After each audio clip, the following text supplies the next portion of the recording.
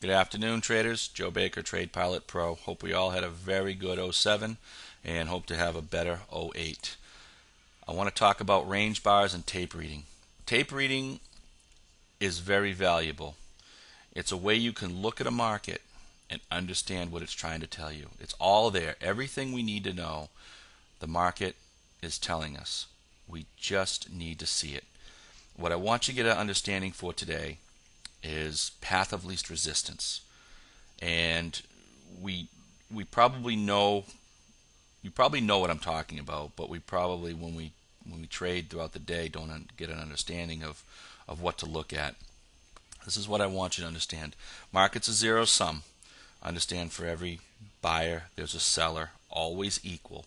So when everybody says, oh, you lose money trading futures, you lose, well, that may be more traders lose, but as far as dollar for dollar, less traders are taking all the money. So if 90% are losing in futures, 10% are taking 90% of the people's money.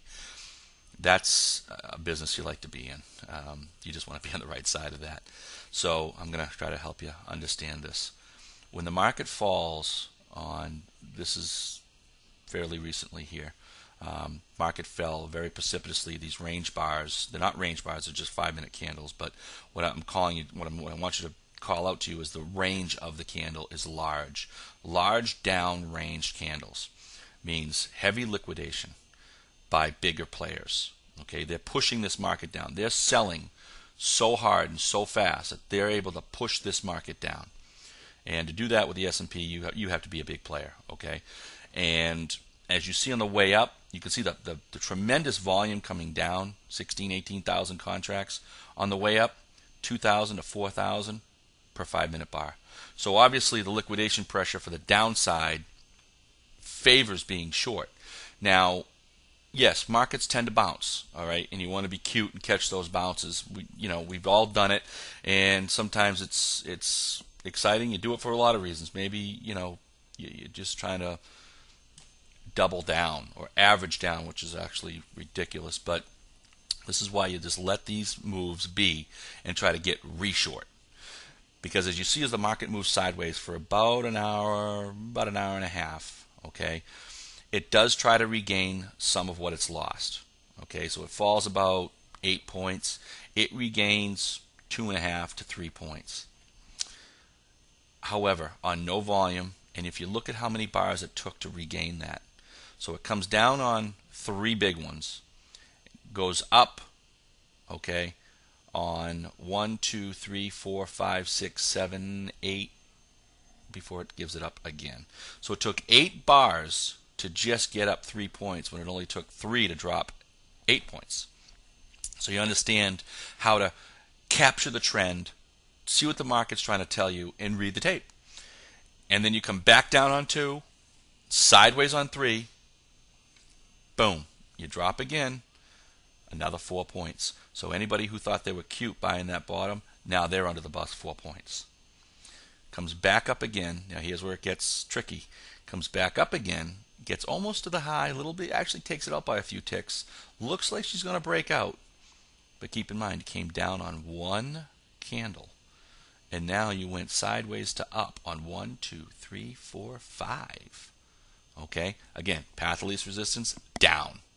Look at the volume, down. Came down in that 5-minute period, 17,000 contracts. You went up on an average of 8,000 contracts. Again, path of least resistance, down again. If you thought you were cute and you didn't scalp that trade, guess what? You're under the bus again by another 4 points. So you just keep compounding your losses over and over again. And what's happening is every time you take somebody out at a low or take a low out, you've put everybody in a losing position that bought. So now look at the from the open over. Every single time we took out a lower low, you've taken everybody who bought, putting them at a losing position, which you're forcing the liquidation pressure to the downside. This happens the same thing to the upside. Just flip the chart upside down, and that's what happens on those days where we keep running up and up and up, and we go, well, it can't keep running up. Well, it can, because people keep shorting and they have to keep buying. So you're introducing new buyers that have to cover their shorts. So you're squeezing the shorts to the upside, you're liquidating the longs to the downside. Next slide here is when you want to find out where you're going to get some real liquidation is or even support. Okay, I'm not going to say it's always going to happen, because sometimes a lot of these big players will come and defend these positions and push the market upwards from these areas. But this is a case where it didn't happen. Again, on the open, kind of went up on 3 or 4 candles, bang, came down on 1. Okay, big volume. Again, same exact thing. Now this is the Russell. You come down on 1, you go 1, 2, 3, 4, 5, 6 candles up, and then boom. And what do? That red line is the prior day's low. So now what you've done is you've taken everybody from yesterday and today and put them in a losing position. And you've taken bigger time framed players out.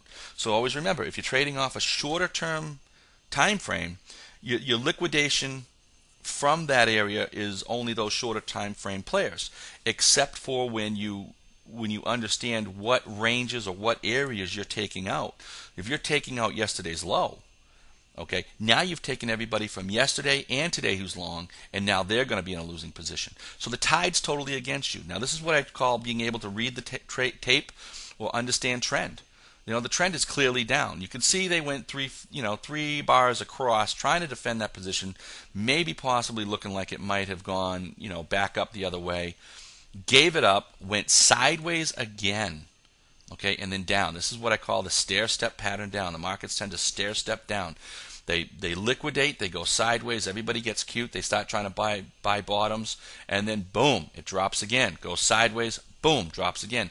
That sideways is everybody trying to buy the bottom, thinking that you're going to get a great deal, and it's going to come right back up at you. And what it does, it reverses down again.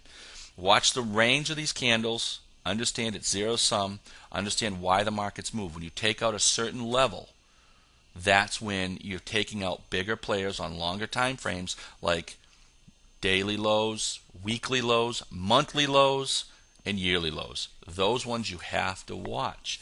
That hopefully can give you guys a better understanding when you're out there, keeping some ears from buying these bottoms, understanding how these trends are, and understand the same thing to the upside.